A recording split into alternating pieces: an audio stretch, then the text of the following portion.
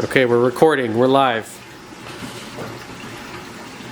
Hey March, these are really nice. Can I get one of these? No! No, you can't. Aw, shucks. Stupid customer. I mean, regular customer. That Can you doesn't. tell me why? That doesn't work here at Patagonia. That's not a Fragbox shirt. Turn around. What's on the back? That doesn't say Fragbox. He doesn't work here. He does. I'm just kidding. Okay, why can't Carson have the hammer coral that he wants? Let's see. We're gonna do a pop quiz today. Today's pop quiz. This is the one he wants. It's beautiful. Look at it. Super healthy. It looks great. I just realized that you probably clicked on the video because the title says something like Euphyllia eating flatworms, so the pop quiz is over. That's why he can't have it. Now, can you see them? We're shooting now in 4K. We got a brand new camera, a Canon, but without an untrained eye, maybe you still can't see them. How about now? Let me show you from the side. Maybe you guys can get a glimpse of it. Kind of tricky to see unless you know what you're looking for. No, still looks pretty darn freaking healthy. I can see them because I have supervision, which you only unlock as a special ability after 15 years of reef keeping. At the 15-year and 1-day mark, your supervision, it's like a special power. Okay, March, that's enough. It has them. And one of the easiest ways to see is actually when you dip them. So we always recommend dipping corals with our preferred dip. Let me turn off the flow here so I can really maybe show you how you could spot them without doing a dip. Now, before I can turn off my flow, I have to walk over to my iPad because I'm using the AI Orbits, which I love. Actually, do you know how to turn off the flow over there?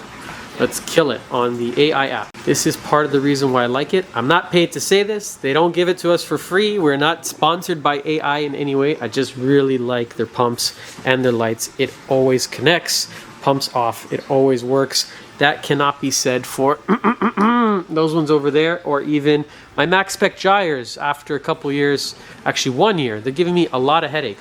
Bushings, rotors. Look at this one. This one is decapitated. It's only half a pump on this side. This one, same issue, half a pump. I can't get the parts. They're not in stock, and the controller is a piece of it's a piece of shoot. It's a piece of not good equipment. So sorry, gyres. Okay, now we got the flow off on our amazing Orbits, and let's see if we can see a little bit closer. Let me grab something to point them out. Oh yeah, I think we can see them now. Right there on the tentacles. Okay, let's try this. This is with the 4K lens. Let's see if I can focus. Oh, not 4K lens. That doesn't make sense. Macro lens right there. You see that little white, skin-colored, beigey kind of little dot right there? That's one. That's another one. That's another one. That's another one. Let's get Carson to suck one up so I can show you what they look like off of the body. Now, I'm looking at all the other hammers we have in the shop because these can affect hammers, can also affect Frogspawn. I don't see any other ones. I'm only seeing it on this one piece, which is quite strange, but they're pretty common pests. So if you ever see them, don't be worried because in a moment I'm going to show you how to deal with them. I think that out of all the coral pests that are out there, this is probably the easiest one to get rid of. Just a few steps and it is going to be gone. I just want to show off really quickly this hammer we have right now. The tips are actually blue. I don't think the camera's showing off how freaking cool it is. It's gold with blue tips. This actually came out of my display tank. While we are on the topic of cool hammers, I just had to show you quickly this blue one as well. This is one that we farm here at Fragbox. I have never actually seen it anywhere else other than here. So if we're looking for blue hammer, it's pretty neat. And it grows really well for us. And now we have Carson here who's going to suck one up with the pipette just so we can kind of show you what we're dealing with. Oh, there goes the tentacle.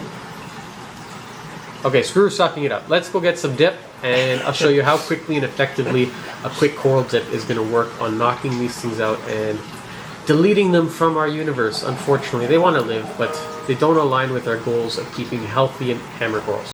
I've tried them all. I've tried them small, tried them tall. Go with this. 2 little fishies, Revive Coral Dip. I've been using it as long as I've been in the hobby, and you can find it at any store, any retailer, all of Julian Sprung stuff. You know, just if you put his name on it, it's for a reason. It's quality. It's good. You will be happy. Actually, shout out to Julian for this. I'm so happy I started using this. Gonny Power, incredible results for your gonnies. Okay, Carson's got the dip and our bucket, and it's really simple to do. I always say on the channel, do as I say, don't do as I do. So measure it out. We don't measure it, we just pour it in. Looks about right. Yeah, maybe one more. Hammers are quite resilient. You're not really going to hurt them. I mean, you can leave them in too long. Usually about, I would say, 10 minutes is going to knock anything off of them. And why I said earlier that this is the easiest coral to deal with, easiest pest to eradicate, I'll show you now how quickly these are going to fall off. And then hopefully, you know, you're not going to see a lot of channels that do this. I think probably one of the only ones that are going to show you a pest on the coral. But this is so... It's part of the hobby. Part of the hobby. You got a flashlight on your phone? Right, let's see how long it's gonna take some of them.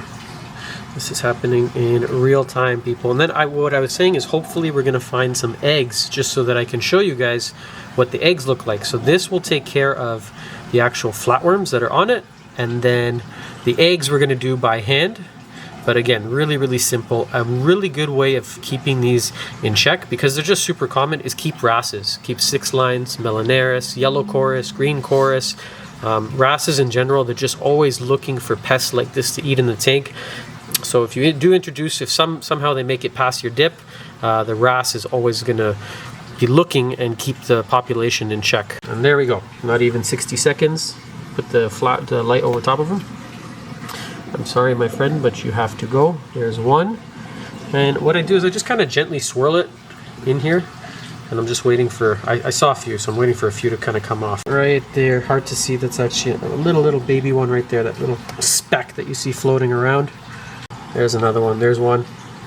There's another one. There's another one. There's 5. That's a good amount, actually. Oh, maybe 6, there's another small one. So I would say do this for, you know, you could just leave it. But I like to give it a little swirl, 10 minutes, right there.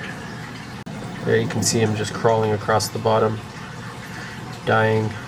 I'm sorry, my friend, you didn't ask for this, but you must go. Like I said, I was kind of hoping for eggs. Give me more light, go a little closer, and I don't see any. If you do have any, they're gonna be around the base. You see where the flesh band meets the skeleton? This is where you find the eggs. Oh, maybe? No, it looks like there'll be like little orangey, beigey dots. I don't see any. And then usually what I do is you could take them off literally with your nail. You could use a toothbrush. Sometimes I'll even just take some super glue and I'll just cover the band of eggs or the spot, and that's it. You could get rid of a pretty hefty infestation of these, I would say, in a single day. I'm looking at all the other hammers because I was kind of expecting to see more. I'm not seeing any. Not on this one, not on the Frogspawn, not on the torch. So it's maybe just that one piece, that's how it came in. I'm not 100% sure, but everything else looks pretty clean. Why I'm checking is because that flatworm will affect the Euphyllia family. So basically all of these nice flowing things that people love to keep in their tanks, torches, hammers, Frogspawn, those are the only 3 it's going to affect. It's not going to attack Cinerias, plate corals, Scolemias, Acanthostrea, Lobophilia, open brains, Acanthophyllias. It's not going to affect any of those. Once in a blue moon, if there's a bunch in your tank, you may spot one kind of going across the glass, but it also could be planaria, which is another very common flatworm. What else can I tell you about them? Wrasses, yeah, I said that in the beginning. We keep wrasses in all of our tanks for that very reason. Actually, maybe not in this tank. I don't see any wrasses in here right now. But usually I'm keeping 2 to 3 big chunky wrasses. I'm pretty sure we have a large Melanaris somewhere in this tank. Maybe he's hiding right now for that very reason. 6 lines again, really good. And chorus wrasse. You see this yellow one that I have over here? Oh, hi, Mr. Diggs. Yellow chorus. That's a great fish. He just swam off. I think this is called a Cuteres. Oh, he's getting nervous too. They're a little bit nervous because I was just tearing apart their entire home. I'm taking this tank down. Let me see if I can just get a quick shot. And he's a little bit shy right now, but that yellow chorus, those 2, oh, awesome fish.